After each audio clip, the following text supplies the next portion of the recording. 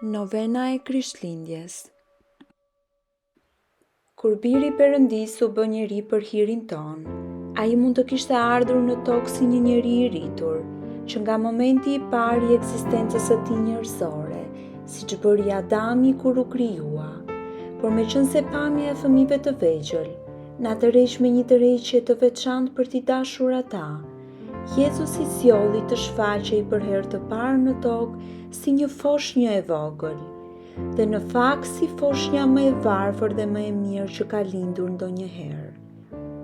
Perëndia dëshiroi të linte si një foshnjë e vogël, shkroi Shën Pjetër Krisologu, në mënyrë që të na mësonte ta duam dhe të mos e kemi frikë atë.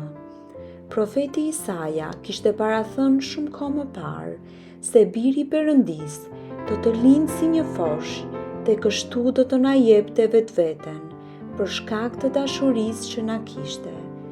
Një fëmijë na ka lindur, një bir na është dhënë. Jezusi im, Perëndia suprem dhe i vërtet, çfarë të ka tërhequr nga qielli për të lindur në një stallë të ftohtë, nëse jo dashuria që ke për ne njerëzit?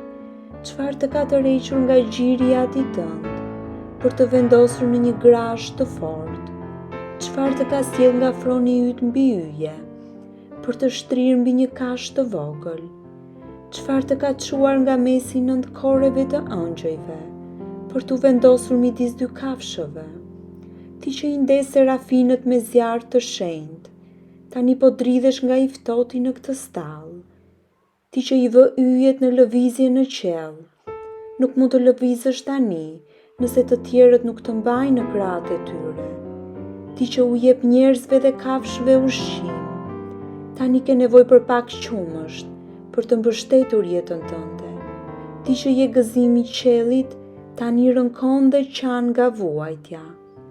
Më thuaj, kush të ka ulur në një mjerim të tillë? Dashuria e ka bërë këtë, thot Shën Bernardi. Dashuria që ti na jep ne njerëzve ka sjell të gjitha këto mbi ty.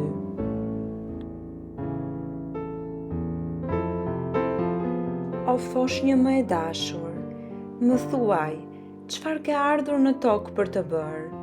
Më thuaj kë po kërkon, po unë tashmë e di, ke ardhur të vdesësh për mua, për të më shpëtuar nga feri. Ti ke ardhur të më kërkosh mua, delen e humbur, në mënyrë që në vend që të iki më prej teje, të mund të pushoj në krahët e tu të dashur.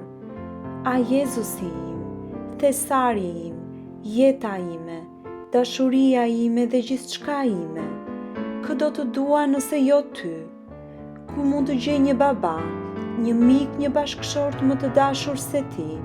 Unë të dua ty, Zoti im i dashur, unë të dua ty, e vetmja e mirë që kam. Më vjen keq për shumë vite kur nuk të kam dashur, por përkundrazi të kam përbuzur dhe ofenduar. Më fal o shëlbyesi im i dashur, sepse më vjen keq që të kam trajtuar kështu, dhe më vjen keq me gjithë zemër. Më fal dhe më jep hirin të mos largohem më kur prej teje, por të dua vazhdimisht në të gjitha vitet që ende më presin në këtë jetë.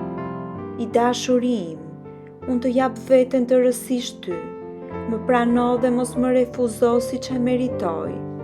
O Mari, nëna ime, me lutjet e tua ti merr çfarëdo që dëshiron nga biri yt. Lutu atij për atë më fal dhe të më dhuroj qëndrueshmëri, të shenjtë deri në vdekje. Amen.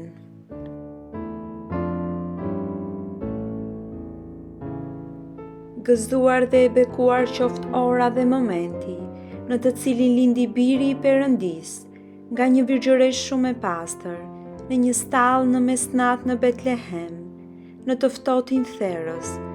Në atë orë të bekuar, të lutem ty, të dëgjosh lutjet e mia dhe të më plotësosh dëshirat.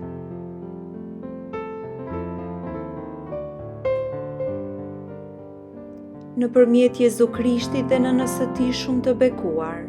Amen.